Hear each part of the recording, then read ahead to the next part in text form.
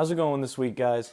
So today we're going to talk about something really super simple and easy to do on your vintage Honda motorcycle. Now I know we've done some videos in the past that have gone over how to change the oil in a couple different vehicles. Well, today we're going to change the oil on one of these bad boys. Now a lot of people neglect to do something that's very important, and the real purpose of this video is to show them this one simple thing. What is that one simple thing, you ask? It's cleaning the oil filter. All right, everybody knows what you're going to do is drain the old oil out, put new oil in, but people skip a step in the middle because these have a replaceable oil filter, and what the manual will tell you to do and what a lot of videos will tell you to do is to pull off the foot pegs, and if you have a CB, you're going to need to pull the exhaust because it's low slung. If you have a CL, you're in the off-road version, so you'll be able to get it up nice and tall like that, so you won't need to worry about that. However, and there's further problems with those about gaskets and whatnot. But what we're going to need to do today is we're going to drain the oil out of this. I'm going to show you where the oil filter is. We're going to pull that out. We're going to clean it up with some brake clean, and then we're going to put it back in, reinstall after drying it off, making sure it's nice and clean, putting in our new oil, and we're going to be all set. But first, let's take it to tool time. And here we are at tool time. So, because we're changing the oil on a bike, for course, we're going to need to make a trip to the auto parts store. We're going to need to pick up a quart of oil. Now, these bikes are 1 liter systems, and the small Hondas, the small vintage Hondas, they're a 1 liter system. So, what I just did was pick up a quart instead of a liter. Now, you're only about 500 mils away from getting to a liter. I've never seen any problem. I've run all my bikes this way. I've never had a problem, but you do what you want. If you want to hunt down a liter here in America, which is a little bit more difficult, or if you want to measure off what you need from the side, you can do that too. And we're going to need a way to get our oil into the engine. So we have our oil funnel. We're going to need to be able to get our oil out of the engine. So we have here a 17 millimeter wrench that fits the oil drain plug in our block. We're going to need a way to pull the oil filter so that we can clean it. It is a removable, replaceable oil filter. We have a 7/8 socket with a 1/2 inch drive. Once we get that out, we're going to need to clean it. So I have some brake clean. We can also use any other kinds of parts cleaner. It's going to work just fine. If you want to keep your hands dirty, wearing some nitrile or latex gloves is an absolute option, not a necessity. And of course, we're going to have a rag for both wiping off the dipstick and wiping down any spills we might get, clean up the engine block a little bit. Now, you'll see here that I have 1030 weight oil. Sorry about that. We'll have 1030 weight oil. On these bikes, it's really convenient that they actually have all the information you need right on the dipstick, the weight that your engine takes, and the size. All right, let's bring it on down to the bike. All right, guys, so over on the side of the bike, I just wanted to show you some of the parts that we're going to be working with. This is our dipstick. It is right behind the Kickstarter, should your bike be equipped with one. Right about there. Okay, we can see that we have the weight of our motor oil is there on the top, and the volume is 1 liter. And it says engine oil, just to have it nice and labeled for us.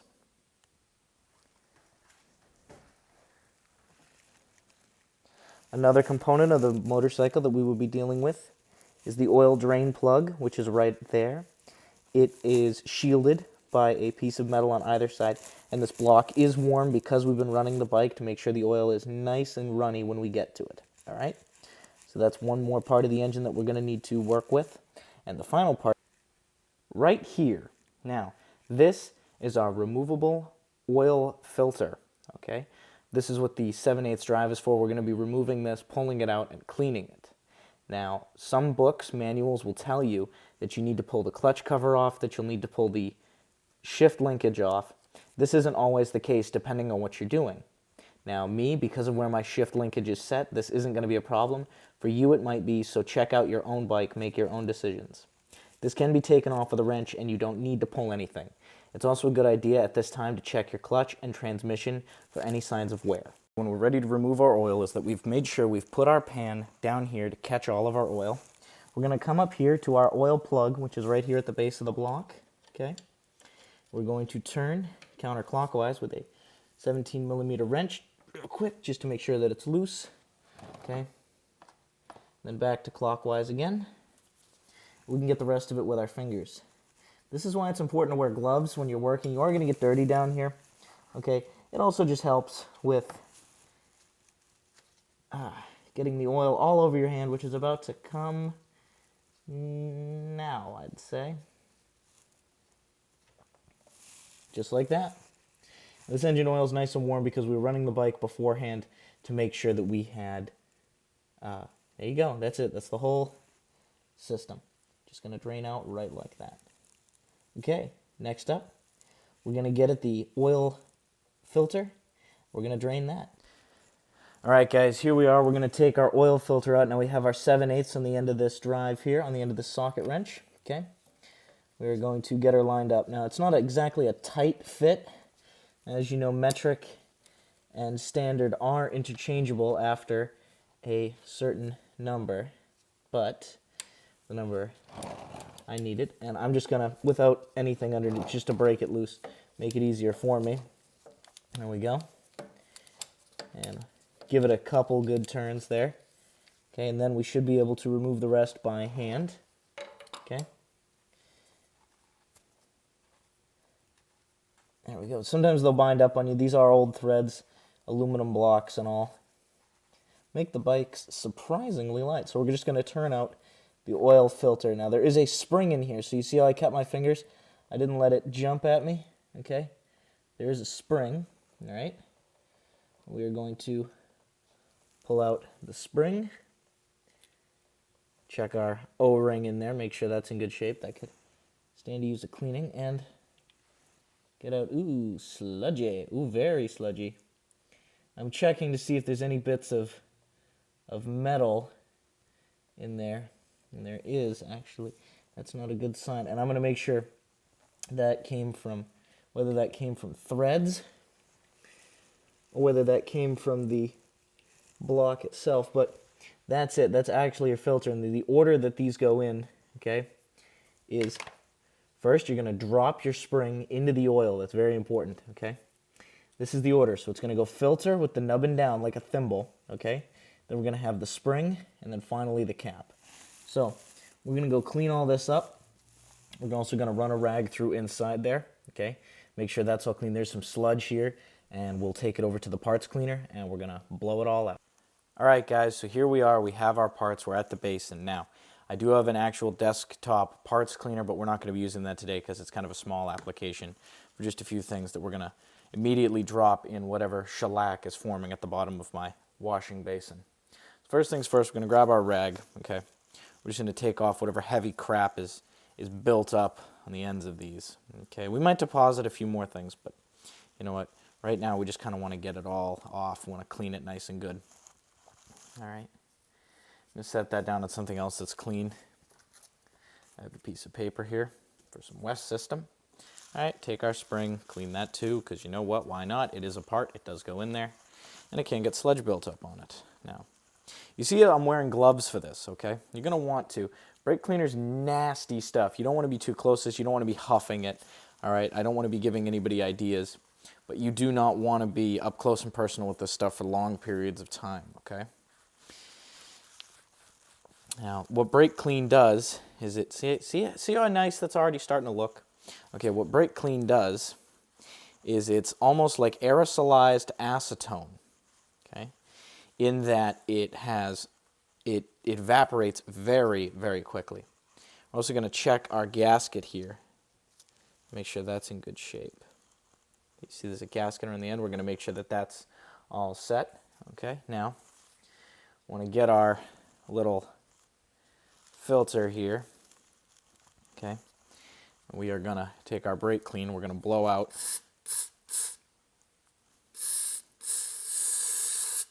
some of these parts. Yep, smells like acetone. My hands are cold.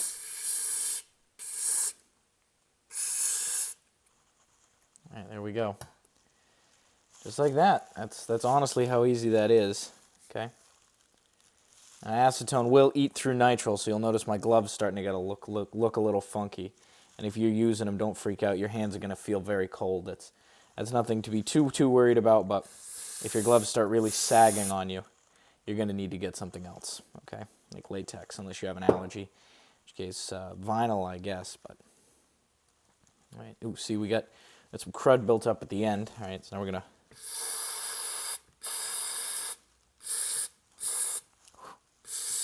I am not going to lie, I'm getting kind of high from these fumes. There's a lot of crap in here. It's sludge that's just built up over years of use. I see people. There's like fucking sticks in there, guys. Yeah. All right. Might fast forward through this. Haven't fully decided yet. Make sure all that's out. Yeah, that's looking good. All right. See, my gloves are starting to shred on me. That's what acetone will do. Okay. And take that. We're gonna put that over on our clean surface here. And I don't really need to acetone off the. I don't really need to spray off the spring or anything. Like a quick spritz just onto the threads for this. Yeah, we use disc brake clean to remove the oils from your hands when you're doing brake jobs. Remove the oils that your hands leave behind, because it will remove the oils that are on your skin. Okay, now there we go. That looks good and set to me. So as I said before, guys, the order that this all goes back in, all right, is thimble, okay, spring, base, just like that, goes into your motor, screws in. Okay, you're gonna have to put a little bit of pressure on it, make sure your gaskets are in good shape, and that's all set. All right, let's go reinstall it.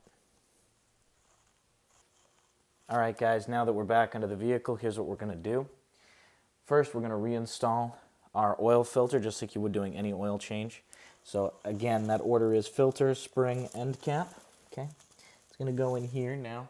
It actually wouldn't be too terrible of an idea to take your rag, or a clean bit of your rag, and come in here and just kind of wipe out that old hole. Okay, see, there's a lot of gunk built up on there, and if we can take some of that off, we're gonna help our engine out a lot with less stuff that's going to be plugging up our filter. Okay, don't knock anything into your filter. Okay, I'm just cleaning up around it to help out. Okay, now we're going to take our assembly. We'll take some of the old oil. Okay, just like that, just a dot. Okay, we're going to wet down the seals. Okay, on both the thimble, the filter itself, and on the body.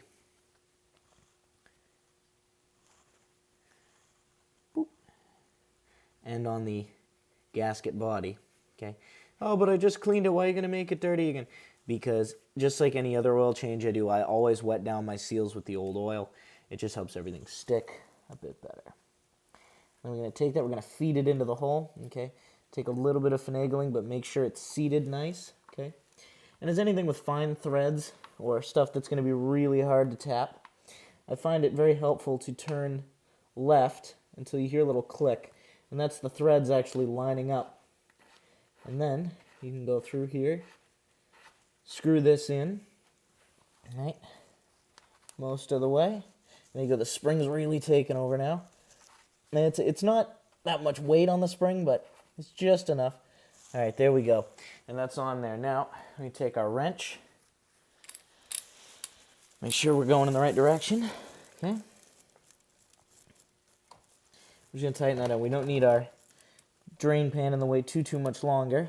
It's no longer dripping. And make sure that's on there, okay? Want it decently tight, not crushing it. If there is a torque ratio for this, it's somewhere. That popping noise was the frame, nothing to be concerned about.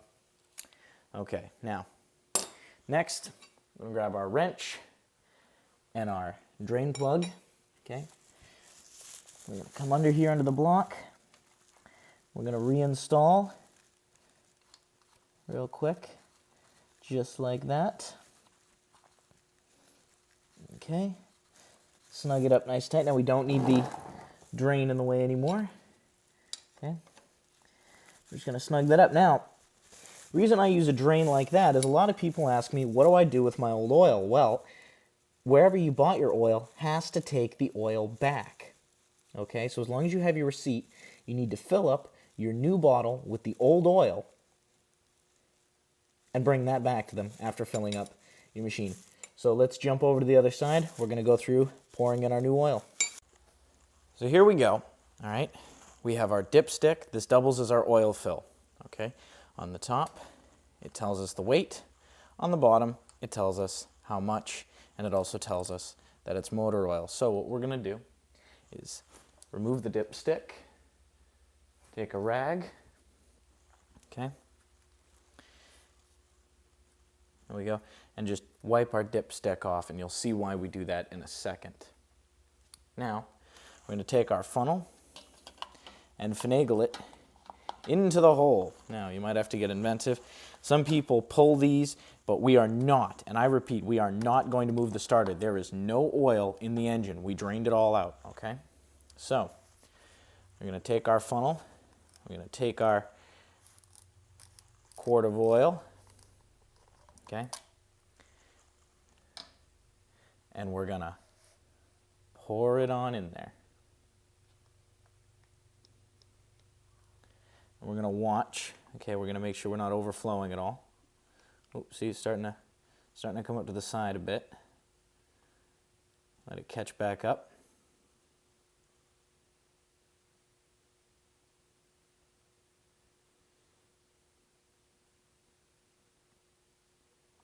Come on. There we go. Looks like honey, doesn't it? Yeah, there we go. That's all the motor oil that she's going to take. Now, we're going to let this sit here and drip out, okay? And then in the next shot, what we're going to do is we're going to pour in our old oil from the engine back into this bottle. This is going to tell us a couple things. One, it's going to package it for us so that way we can take it back to whatever auto store, gas station, or convenience store that we bought our oil at. Two, it's also going to tell us how much oil we've leaked or burned between oil changes. I tend to change my oil incredibly frequently on this machine, mainly due to its age, also due to the nature that I take it on a lot of long road trips, which if that's something you do for your bike, might want to be something that you start doing for your bike, okay? So now that's strode down to a nice drippity drop. We're going to pull. Just kind of stick our cap with it. It doesn't really need to go on. Just needs to be in the area, okay? I'm going to take out our funnel, and I'm going to put my funnel with my oil pan.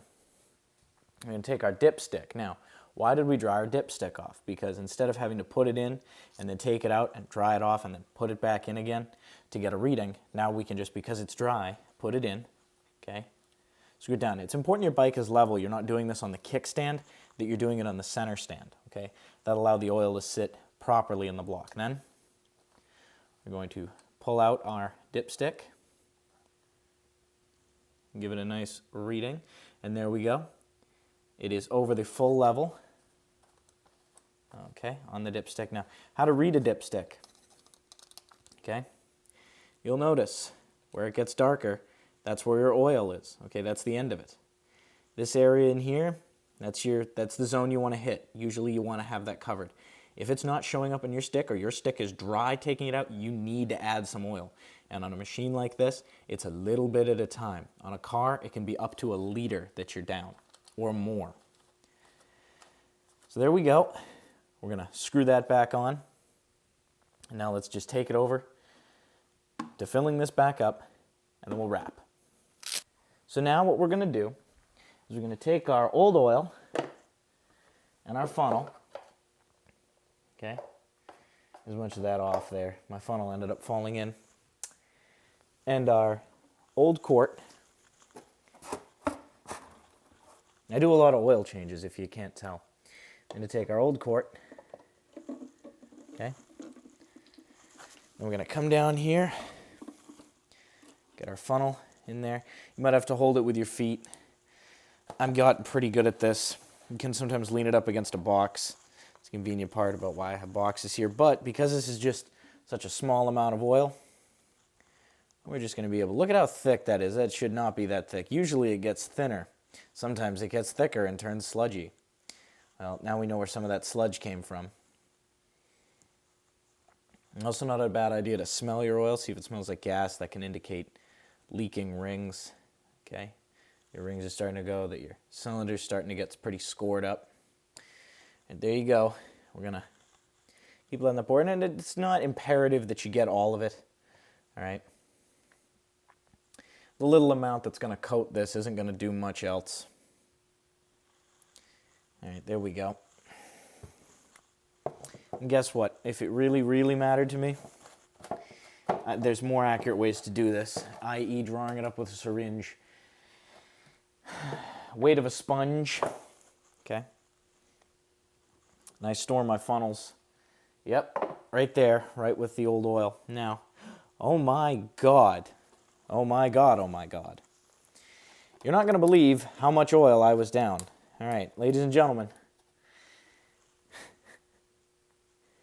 Yeah. 12 ounces. Whoo! Yeah. Whereas your standard quart is above 28. That's the highest delineation on here. And that's in case you don't believe me. That is where the line stops, all right? So take a lesson from me. This is not something you want to skimp on. You want to do it well. You want to do it often. And guess what? This old girl's going to have a few more problems with her that now I'm going to have to go chase down. But she's ready to go now, so we'll take her back up to FaceTime, and we'll wrap this up. So there you have it, guys. That is how easy it is to change the oil on your bike, especially on a vintage Honda, just like one of these. The guides are not exactly too helpful when it comes to doing your own maintenance. A couple videos ago, I showed you guys how to do the oil change on your truck or how to do an oil change on a car. If you have any questions about your specific vehicle, you should consult your Haynes manual or your owner's manual or go to the dealership, or your local mechanic. There are good ones out there and you can trust them, okay? If you have any questions about this video or you'd like to suggest topics for future videos, put a drop in the comments, all right? Tell us what you want to know. Now, I only check the comments up to the week of uploading the next video, so after the newest video is released, you'll be able to find that out by hitting the subscribe button. After the next video is released, you're going to have to move your comment to the next video. And if you keep spamming me with the same comment, I will eventually PM you. Eventually. All right? Now, hopefully I can turn you guys from couch potatoes into gearheads in no time. If you just follow these few simple tricks, it's also going to save you a lot of money and headaches. Have a nice day, guys. This has been another episode of Shop Time with Séamas.